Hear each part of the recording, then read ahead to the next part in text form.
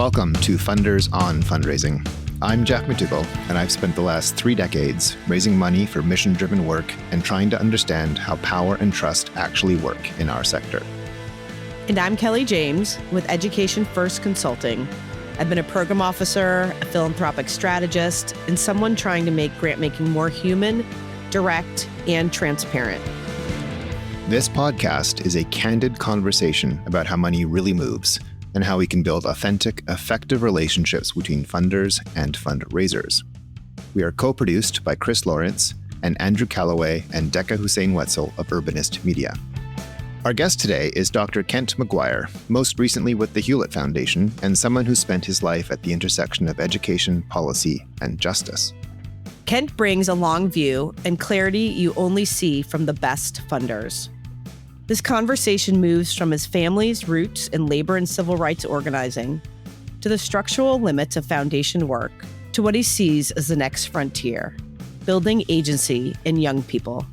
We also talk about candor, timing, leverage, and how to read the room when you're 5 feet from a funder and have 30 seconds to make your impression. It's one of those conversations that stays with you. Let's get into it.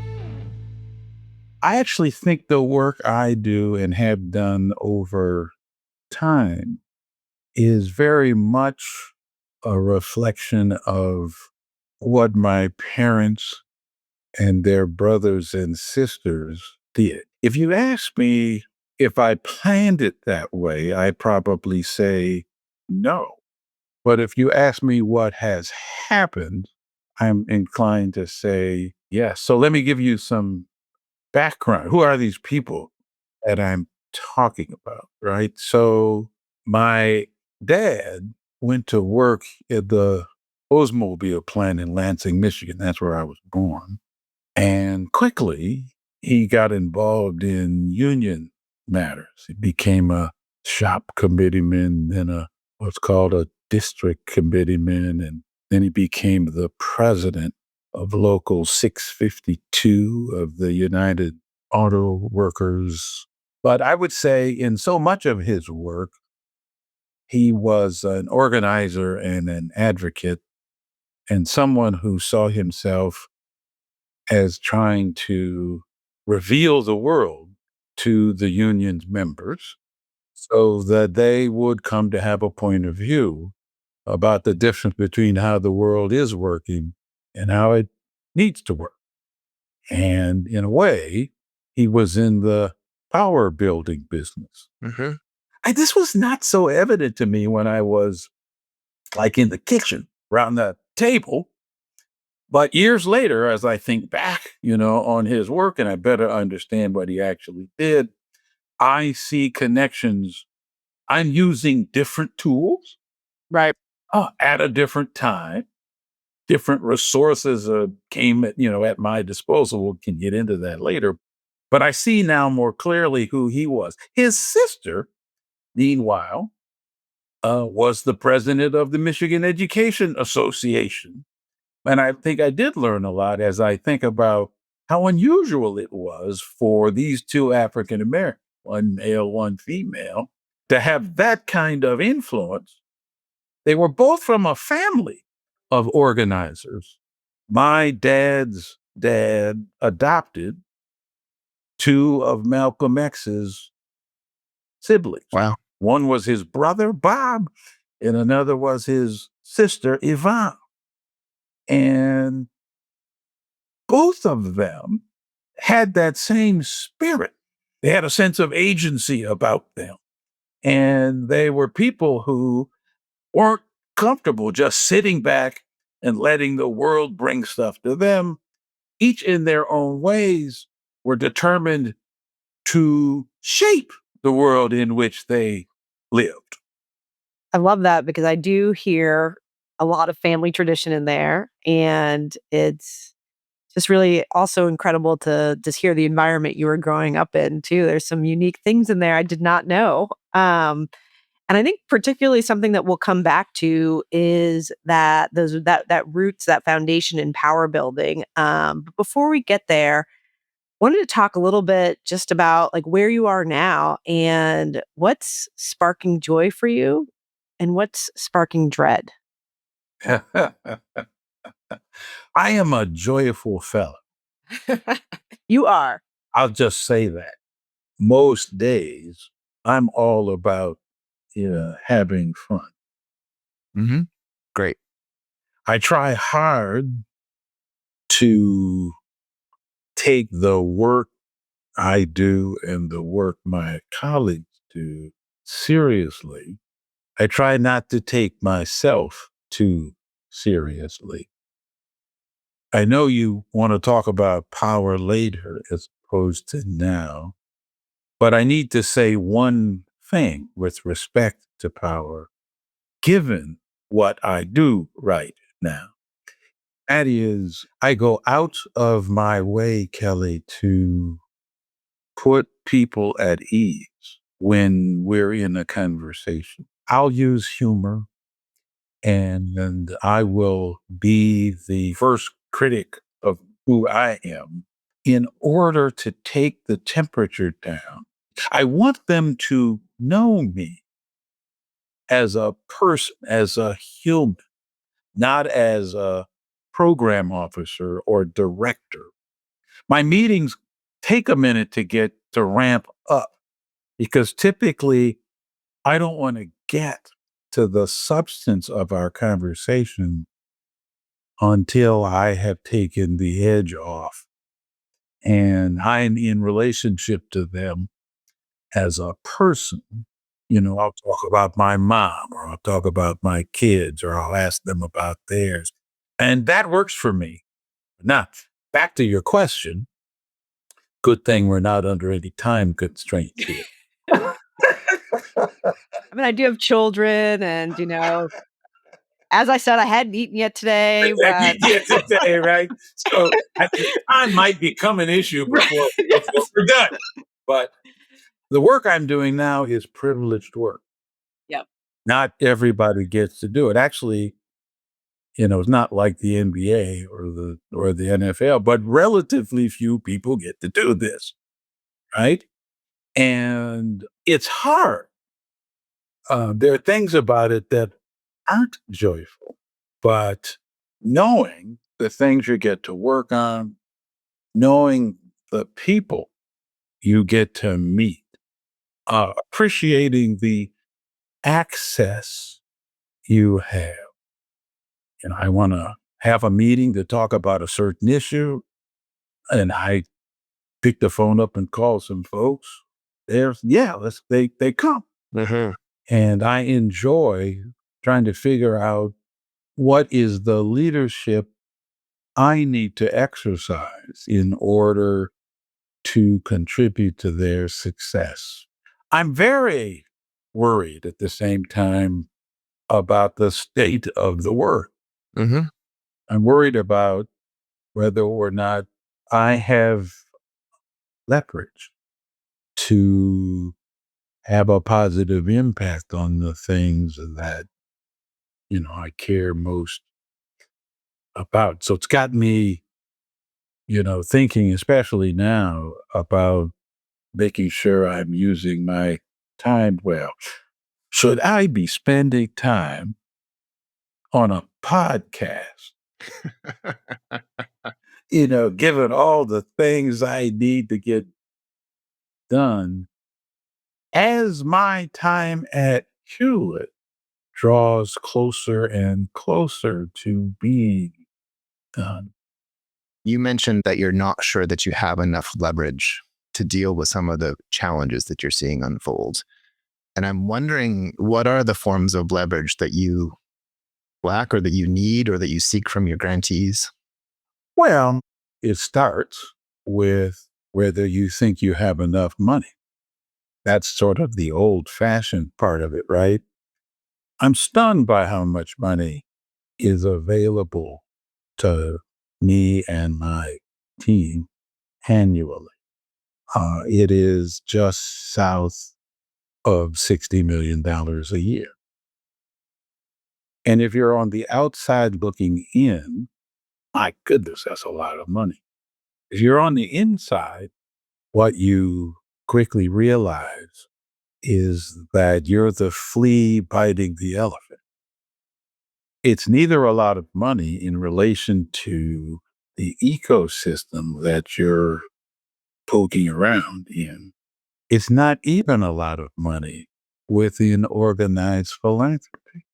There are a set of foundations that have 10x just working in the same problem space we work in. Gates, Walton. And then there's money that's held by wealthy people who have consciously elected not to set up private foundations. Well, many have, but some have not. Mackenzie Scott didn't go create some big organization with a professional staff of people with PhDs to help her figure out how to move those assets. Well, maybe she hired Bridgeband as a proxy, so I guess that's right, but no one's supposed to know that like that. I was like, is that a secret? No, it became I helped an organization get funded out of that first round, and it became very apparent very quickly what Bridgeband was doing. But what gives rise to my next point, the tools. So even if I had 10x the dollars I had, the tools in the private foundation box are limited. And particularly when the problems you're working on have kind of political dimensions to them. So, we probably are conservative in terms of how we use the tools we do have. But what I can't do is go out there and fund a political campaign to try to produce the political wins that I might actually want if I want, for instance, schools to be more equitably funded, or I want curriculum policies to be passed. I want to stop legislation. Oh, you said better. If what I want to do is stop these bans on what books can be read or what teachers can teach or what educators can say, I can spend money to study them. I can spend money to fund organizations to provide technical assistance to organizations that work on that stuff. What I can't do is hire lobbyists in Florida. That's a leverage problem. So you're working in a variety of other ways to try to get more leverage, right? Here's a third one. In point of fact, I need to get better still at using our influence or credibility or reputational stature to get leverage that money doesn't entirely afford you in the first place, right? Giving your voice to something. Now, there's a big assumption there that I worry about a lot, which is who cares what Kent McGuire has to say? Who the hell is Kent McGuire anyway, right? So, so on the one hand, I sort of feel obligated to not leave any capital on the table, so to speak. And to the extent somebody actually does care about what I say, I need to think harder about what to say, and I need to get better at actually saying it, right? And smarter about where to use my voice. On the other hand, there's a fair bit of hubris to assume that just because I'm sitting here, that anybody outside of Hewlett actually cares very much about what I have to say at all. I think the truth for me, Jeffrey, is probably somewhere in the middle. I've worked for a long time. I've been in and out of philanthropy. I know lots of people. I have relationships in the research community that can be explained by several jobs I've had. I have relationships in the policy community and in philanthropy. So I am trying to aggregate whatever reputational capital I have across those worlds, particularly where they intersect or overlap. And I'm probably trying to direct my time and energy into those spaces where I have reason to believe somebody might be interested in what I have to say, regardless of where I currently work, Right. if that makes any sense. No, absolutely. Big topic. What can't people shut you up about? So what would you say the first thing that you're going to talk about when you go to a meeting? And like, what are you trying to do about it? Right now, I am talking a lot and looking for opportunities to speak to the connection between education and democracy. And so I'm talking a lot about the role I think schools play in setting kids up to be civically literate and engaged. The thing that I am trying to learn to talk even more specifically about, though, Kelly, is what our schools need to learn how to do to give young people agency and voice. There's real leverage, Jedfrey, in that. If we could get the schools to focus on it, starters, and then figure out how to do it. Because I think a lot would take care of itself if we could get that done. It is especially, I think it's an issue all the way from the elementary schools on up, but it is especially an issue, I think, in high schools, where from the survey data, and we spend a certain amount of money trying to get data from young people directly, you find pretty quickly that they're being asked to spend time on things. They're being asked to do work that isn't terribly interesting to them. And I don't think we should be stunned by the mental health issues we see in the data in terms of stuff that kids are worried about, choices they have to make between working and being in school, and particularly in low-income communities and all the rest. But imagine if kids had more opportunity to work on things that are literally right in front of them in their own communities. Imagine if we were much better at giving them the tools to tease out fact from fiction. Yeah. Yeah. You talk about school systems not wanting that and the supporting of agency. And I feel like it's something I've also seen particularly K-12 philanthropy struggle with in that, K-12 education philanthropy often has a specific strategy or outcomes that they want to see. And supporting that development of agency can sometimes lift up, I think, tension. So to give a concrete example, and I've had this conversation with some of your colleagues. We'd like to, support some youth organizing, but what if what they want to work on is not what we want to work on? And, I think that's a question that crosses foundations. And then you have some foundations that are purely in it for the power building. I'm willing to, fund these, students, parents, school communities for them to build that power that I think connects to the democracy. But in the K-12 space, I'm seeing that tension between, yes, we want to support the student agency, but what do we do when it doesn't feel aligned to the strategy that we've decided on or the strategy that our trustees want? So we want it to be literacy. They want it to be school discipline policies. How do you feel, how you are navigating that, tension with that focus on student agency, whether from Hewlett Foundation, or how do you see others, particularly, again, I feel like there are power building funders versus like the K-12 space, which I think is struggling a bit more with how do we intersect, racial equity, racial justice work, that power building work with our very specific ed outcomes that we seek? I do think ed funders struggle with it.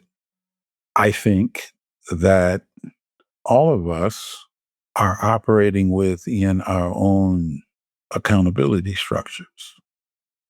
Strategy is king, and the press is to have one, defend it, reveal why the strategy is clear and has power and would give rise to impact. The accountability structures in which we mostly all live have relatively short time horizons in relation to the kinds of problems that we dare work on, right? And, there's a rhythm inside philanthropy where you are expected to speak periodically to how things are going. So these are all realities that, are part of the job. And when those things are true, then it's hard to yield or give power away. It's another reason it's another reason why you want as much leverage as you can have, right? It's also, I think, an explanation, Kelly, for why I'm going to make an assertion that I can't explain, but I believe is true, which is that most of us are fond of technical problems rather than social, cultural, and political ones because they rather lend themselves to the money that's at our disposal and the things that we know how to do. And most of the foundations have done what? Hired technicians and engineers. I think this is a good hypothesis. Do you understand what I'm saying? It's like they're people who are fond of working on technical problems, right? Yeah. Yes. I got a PhD in fat, right? Or I worked on fat for 10 years, so I know a lot about that. And the funders, because strategy is king, this bleeds into the third chunk. We're not there yet, I realize, but they hire folk who presume to know as much about the technical problem as anybody they would be giving money to. Think about that. Yeah, sometimes I'm not one of these, Jeffrey, I don't like foundations. I'd be the last person to hire. I don't like consultants. I don't like consultants. You have my colleagues have to rough me up to get me to hire someone at education first, to work. Oh no, we're gonna have to come back around and say how nice it was, though. How nice it was to work with education first, though. But what I'm trying to all I'm trying to say is Maybe I should have written my message. You can't do any gotchas of me, right? Like, I thought that was I thought you were gonna do them to me. I don't remember promising I was going to do them. Exactly. But we like to work on those technical problems. It's easier, arguably, to measure progress, graph those problems almost, right? So I think that explains a lot of, what you see you're talking about. Now, I actually have, oddly enough, and I think this is unusual, I have a line of work called Student and Community Voice, which is explicitly about two things, trying to learn about it and build it. And so here, our strategy is about that. And so the grants we make, we're not uncomfortable about what the youth organizing grants, what they decide to do. Our point is to actually support it and then learn what happens when they do. If RISE, which is a project in West Contra Costa, if they pick a fight with the school district, we're not going to get too bent out of shape about whether it's about discipline policies or the metal protectors. What we're trying to figure out is what are those kids learning when they engage in those activities? How much more likely are they to build on those organizing and advocacy efforts as students to become more engaged citizens downstream? So we're not uncomfortable about that, but I just described something that is inherently not a technical matter. It's in my view, right? It's a different kind of problem. So, and then we have to be comfortable when we're working with district officials on one thing and we're supporting youth organizing that might actually be at odds with that. But that we don't lose a lot of sleep over those things, but we're probably rare in that regard. You mentioned off the top that one of the things you work on when someone comes into your literal or metaphorical office, that you spend a lot of time trying to get them at ease. And I was wondering if you could speak a bit about what are some of the destructive assumptions that those folks are bringing into your office that are counterproductive, that aren't serving them well, that you feel that you need to disrupt and get past? The biggest one is people trying to figure out what it is they think I need to hear. That's counterproductive.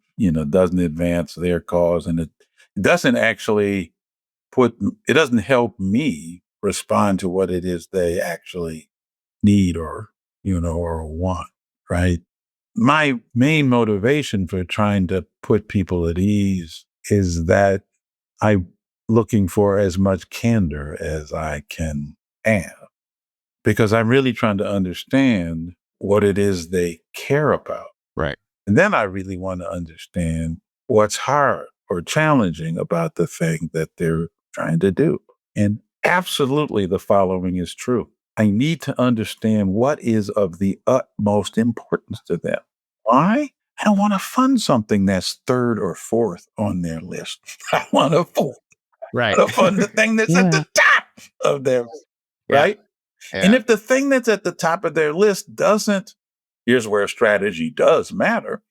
If it doesn't intersect with what is important to us, then I shouldn't fund it. Right. And my obligation is to tell them that, so that they're not wasting a lot of time trying to figure out how to get us to do something that we shouldn't do.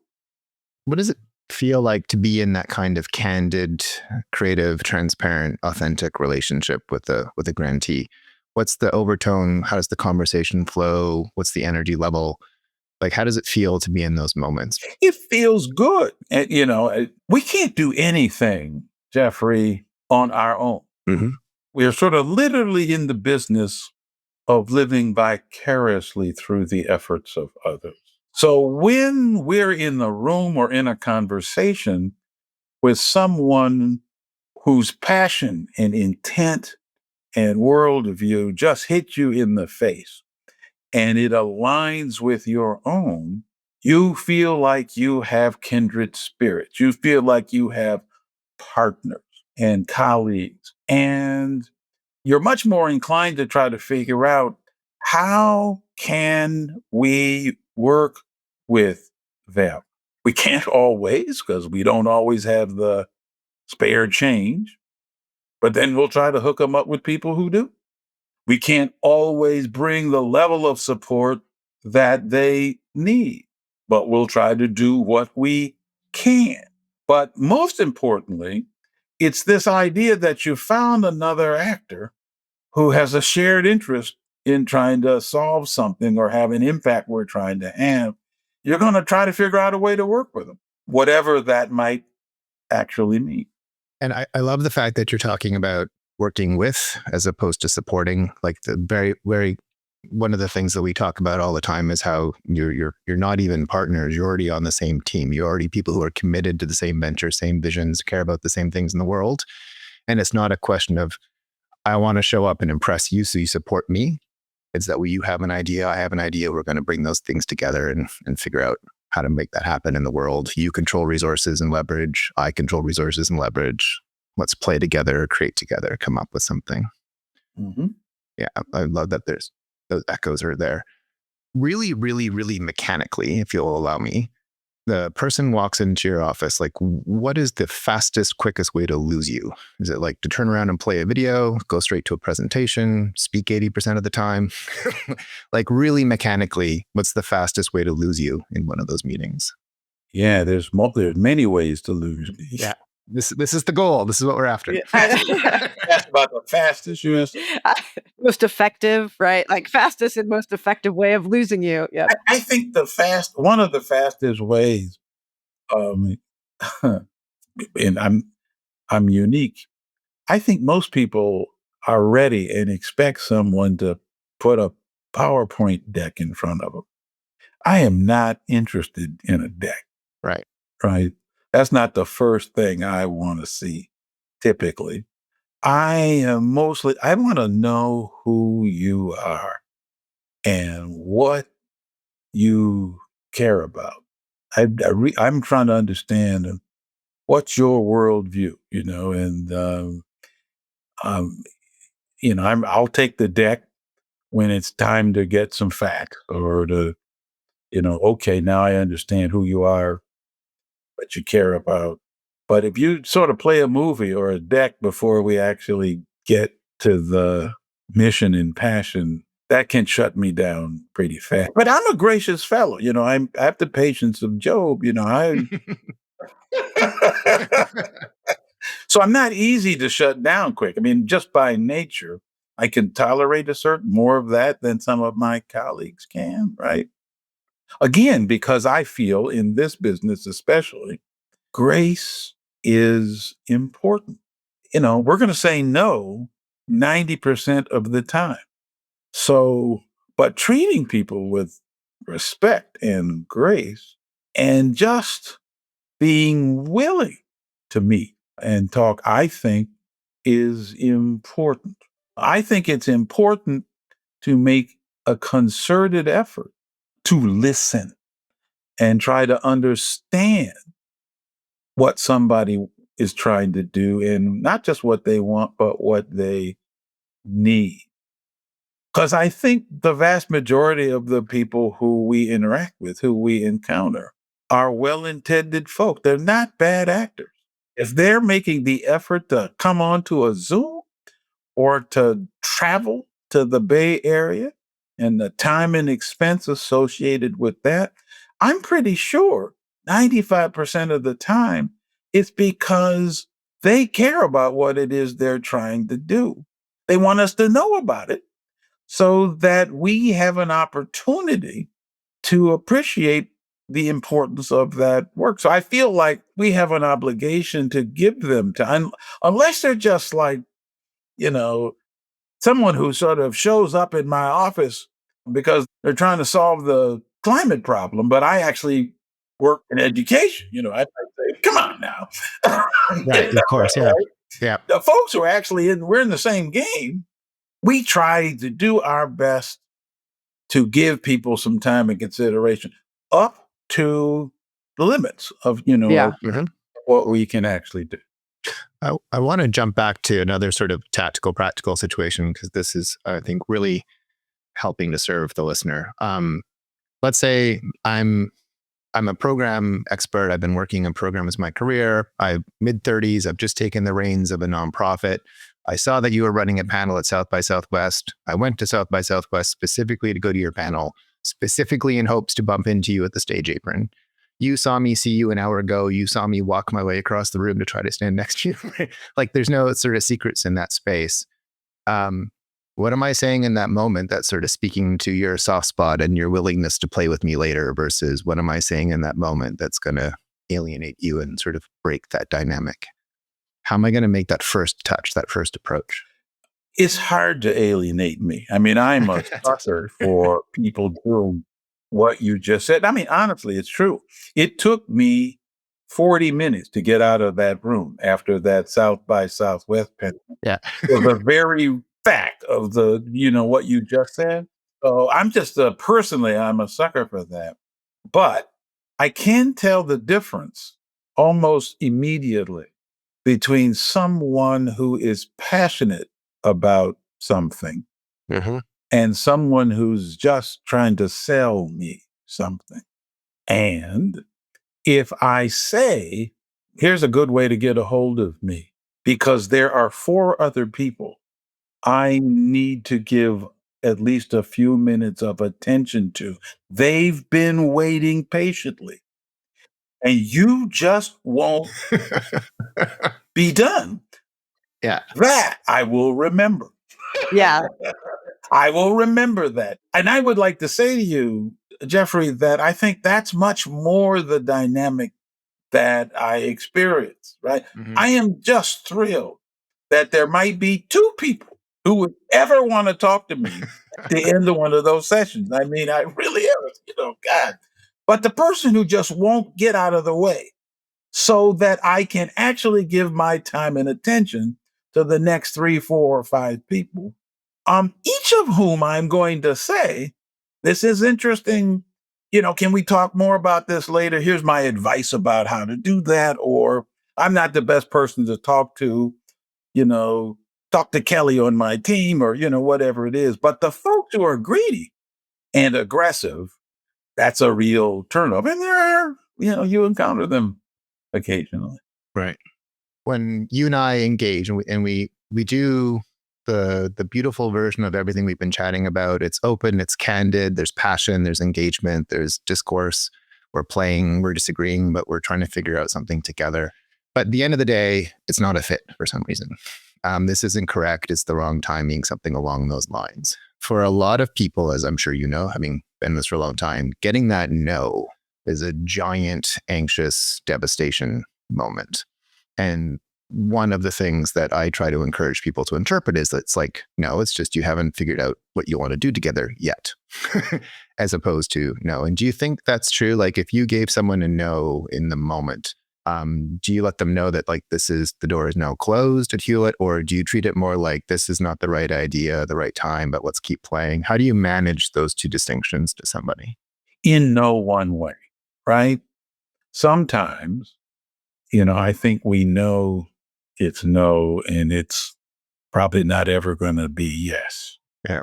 And in those instances, I think we have an obligation to try to be as clear and explicit as we can. Now, people don't always appreciate that, but I think often they do, because it means they can check us off their list and direct their energies toward places and people where the shit is there. Yeah, again, there are some folks who just won't take no for an example. That just keep showing up. And I think it gets worse for them. It gets worse for those people. And let's say it another way. Where we think we have made an honest and gracious effort to decline or to say no, and people won't accept no, those are the folks whose emails we are eventually willing to ignore, or meetings we are more comfortable not taking than the ones I was just talking about earlier, where we think we have an obligation to learn more about something, even if we're not so sure it's the right time for us to support it. What we're after in the first instance, then, Jeffrey, is a relationship.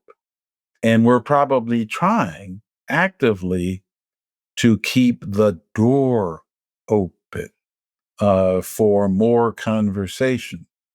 We're curious in the beginning, and we might later want to talk more about something. And this happens often in areas, Jeffrey, where we think we should be doing something, but don't quite yet know what the something is that we should be doing.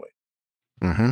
We don't want to cut off relationships with people working in that space while we're getting smarter about what to do.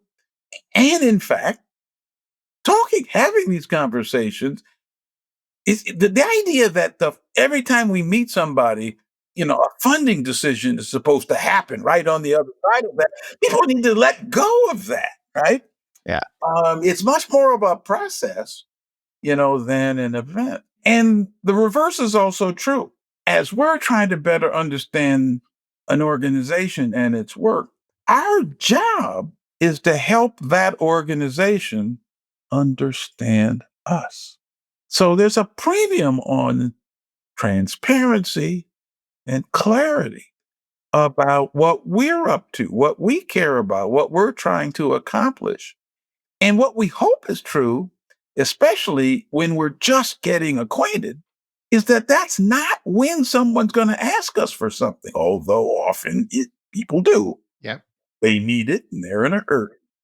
But what we're trying to do is say, ask us for something we can actually support. And you can't do that if you don't know what we're doing, if you don't know what we're caring about. So if you jump to the assumption right away that there's a fit. Oh, my stuff fits with what you're doing.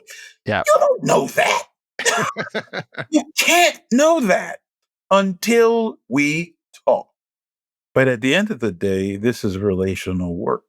And you can't fund me if you don't know me, or you're less likely to. Impact is a function of the things we do on the other side of the grant. So you got to be in relationship to someone. It goes back to these meetings where you get to know people, because fundamentally the grant alone, the money, you're almost never, be careful, this will show up in the Wall Street Journal, never give people as much money as they actually need to do the magic you actually want them to perform. So you have to give them your time. You have to share whatever access and capital and influence you also have while you're in this role. You have to make that available to your grantees. Boy, I tried to provide, Jeffrey, extremely long answers to really simple and brief questions, because that's my way, of trying to fend off questions that I can't think how to answer. We can mic drop on that last one. I think that was the... Yeah, absolutely. Thank you. No, it's been a joy to have the conversation with you.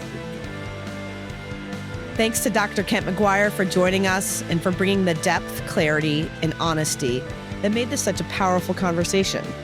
If you want to go deeper into this kind of work, fundraising, power, relationships, and what it takes to move money well, you can find our workshop materials at aspirationtech.org/HTRM. Funders on Fundraising is co-produced by Chris Lawrence, plus Decca Hussein Wetzel and Andrew Calloway of Urbanist Media. Editing and mixing also by Urbanist Media. It is hosted by me, Kelly James of Education First Consulting. And me, Jeffrey McDougall of Aspiration. Our cover art is by Ben Johnson, and our theme music is by Evan Greer. This podcast is a production of Aspiration. This content is for educational and entertainment purposes only. The views expressed are those of the individuals, not their institutions. To hear more episodes, find show notes, or get in touch, visit aspirationtech.org/podcast.